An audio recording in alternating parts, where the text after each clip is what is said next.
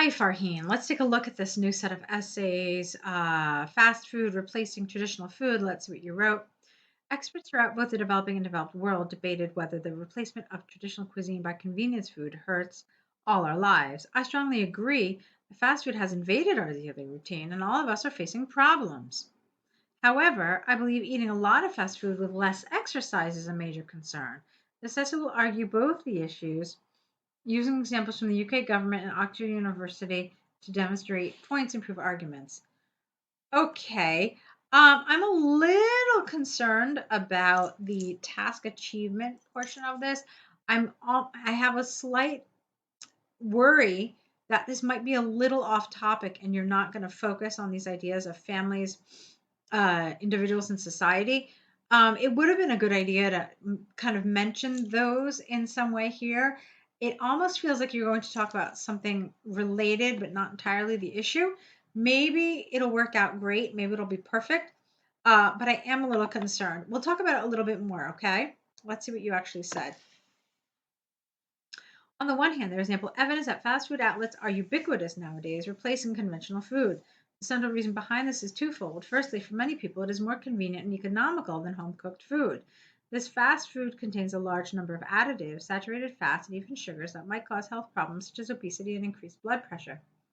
When the population consumes this food, they gain weight, develop they gain weight and can develop. Well, you know what? You should have had a can here for both. When the population consumes this type of food, they can gain weight and develop a sedentary lifestyle. As a result, they become less active to get involved. No, they become less active in social activities. Secondly, fast food is tastier than whole food, leading to overeating, which is the main issue for families.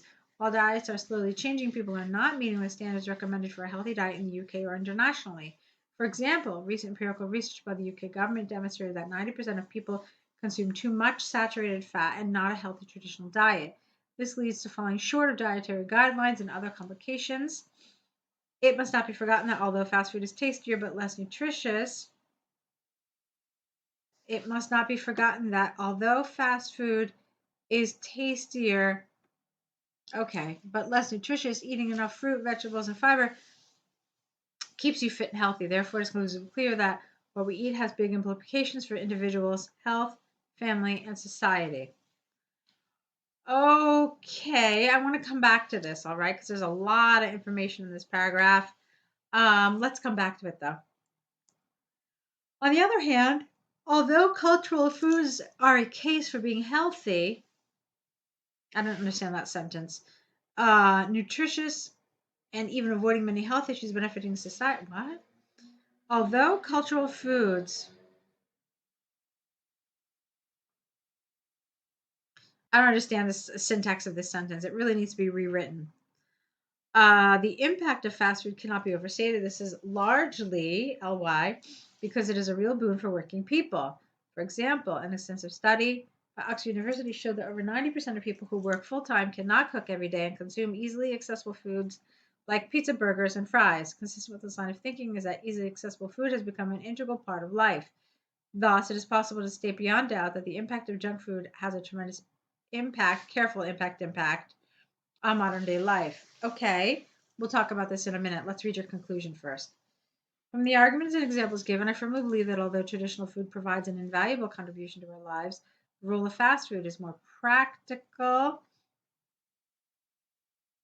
It is felt daily, and if people control eating habits and run their calories by taking part in physical activities, and therefore its impact can be considered positive. We have to rewrite that sentence. It is predicted the consumption of fast food will increasingly grow in the future.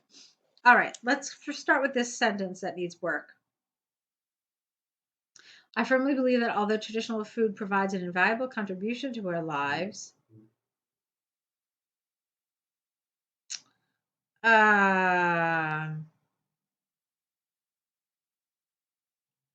the role of fast food is more practical if people control eating habits and burn their calories through physical activity. think that's right. Hold on. Although traditional food provides an invaluable contribution to our life, the role of fast food, uh, if people control eating habits and burn their calories by taking physical exercise, can be positive. Let's fix it again because it just becomes difficult to read. Okay, one more time. I firmly believe that although traditional food provides an invaluable contribution to our lives, the role of fast food is more practical if people control eating habits and burn their calories by taking part in physical exercise. Yeah, okay, that's fine. Okay, so we fixed that. Now, I told you that I kept telling you that I want to come back to certain things here. Let's start with the task. We talked about this briefly. We said you've got several different things you're supposed to be talking about. The replacement of traditional foods. Okay, so we're kind of steering away from this towards fast food, and it's affecting these 3 layers of society. Okay? So, do you agree with that or do you not agree with that? And if you agree with it, to what extent do you agree with it? So, that's what you're supposed to be covering here. So, reading this was really a rather long paragraph. I wasn't entirely sure what the central idea of this paragraph was. So I want you to just humor me for a minute. I kind of want to read through this really fast and just kind of reword it to make sure I understand what your central idea is, because I didn't really find it. So, okay, we know that they're ubiquitous, fine. It's convenient and more economical, fine. But then you start talking about the bad stuff, and then you talk about more bad stuff, and then they become less active. And then you say that because it's delicious, we want to eat more of it. We overeat. And then you tell us that people are eating too much and this creates all these complications. So, okay, from what I understand here, you're talking about, I guess, because you didn't really say it from the sounds of it, you're talking about the individual. And this paragraph is really talking about both positives and negatives of fast food consumption. So you're talking about both. Then, let's see. Here, there were a couple of sentences, or at least one, that didn't really make sense to me. And then here you start talking about working people and how great it is for working people. That is the main issue for families. Okay, that's where you threw it in there. All right. All right. So presumably this is about individuals and families. This is about working people, which is also, I guess, individuals. But there was some problems with this. Like I said, I had a really hard time understanding what the central idea was here because you kind of went back and forth between the positives and the negatives. And then here you said it's a boon for working people, but then you had that awkward sentence. So some good elements here. Definitely a lot of nice things happening in your writing. A lot of the grammar, a lot of the vocabulary is nice, high level. It's accurate. So that's really good. But for me, the problem really is with how you organize this. And also, I really want to also work on your topic sentences. Your topic sentences are the first sentence, typically, of each paragraph. And what they essentially do is they act like a mini introduction. So this is where we generally get the central idea of your paragraph. So here, this was okay, but it was just a little vague because you were essentially, this paragraph was focusing on working people, wasn't it? So, although there is a case for traditional foods being healthy and nutritious, the positive impact of fast food on working people cannot be overstated. That to me would have been really clear. Okay, that really would have worked here. Now, that would have been better. Here, though, going back to this, I mean, yeah, you had this brief mention of families. But that's really it. You didn't really talk about families in any other kind of way. It was just a very short mention. And then what about society as a whole? Did you ever really talk about society as a whole? So I would have liked to see that as well. There are a lot of ways you can do that. You can say that, XYZ issue affects these people, et cetera, et cetera.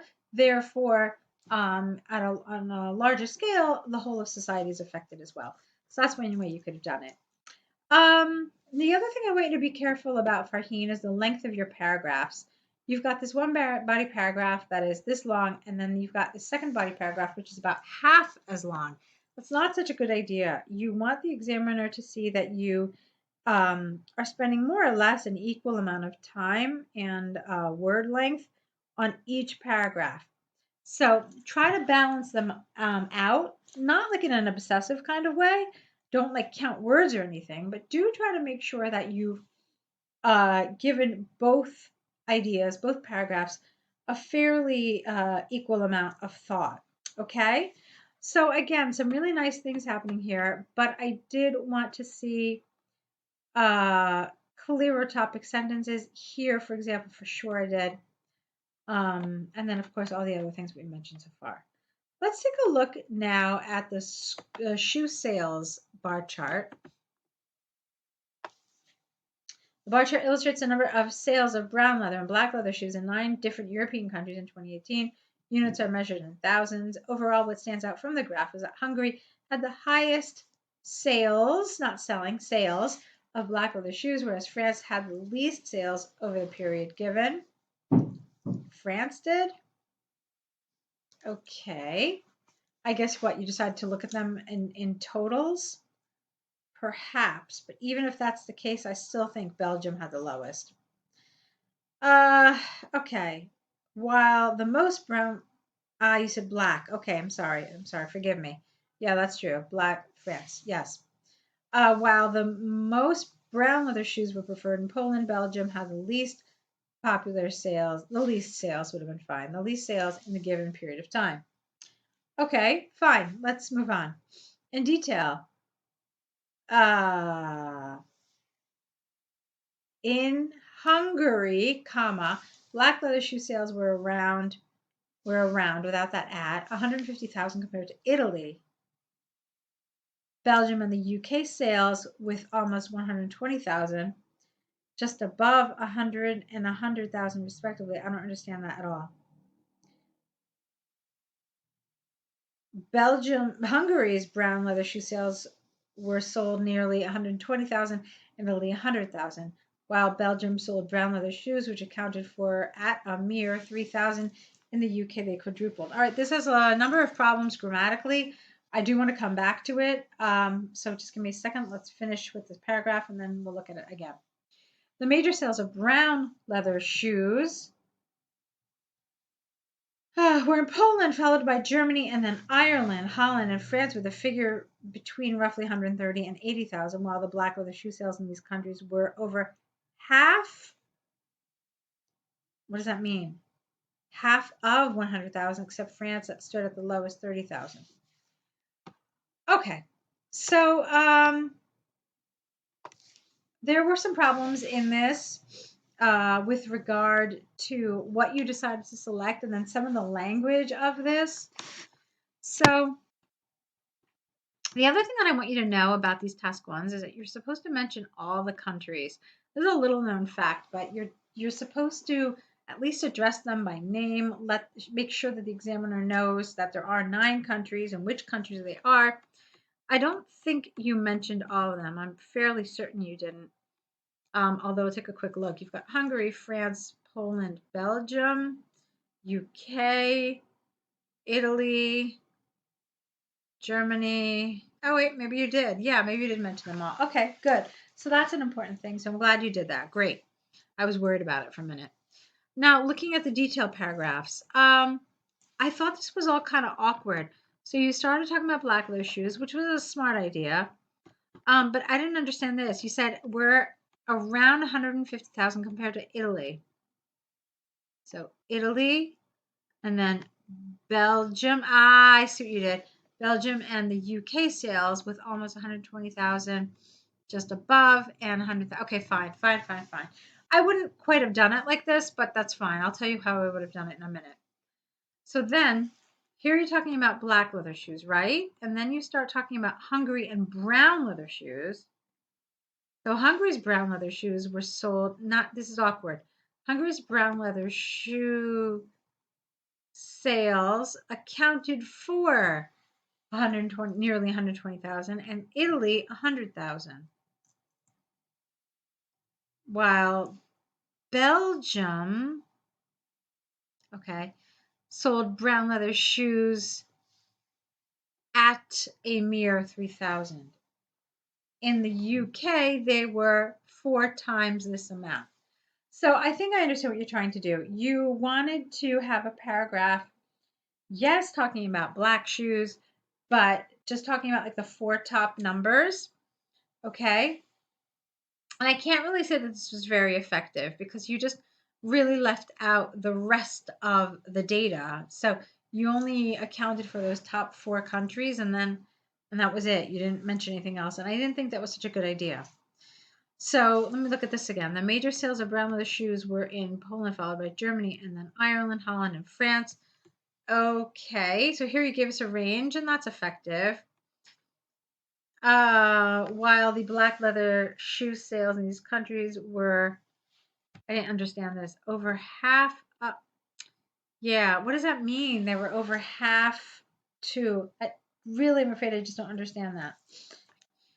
So, from what I understood, you dealt with the top numbers, and then you just kind of really briefly dealt with this.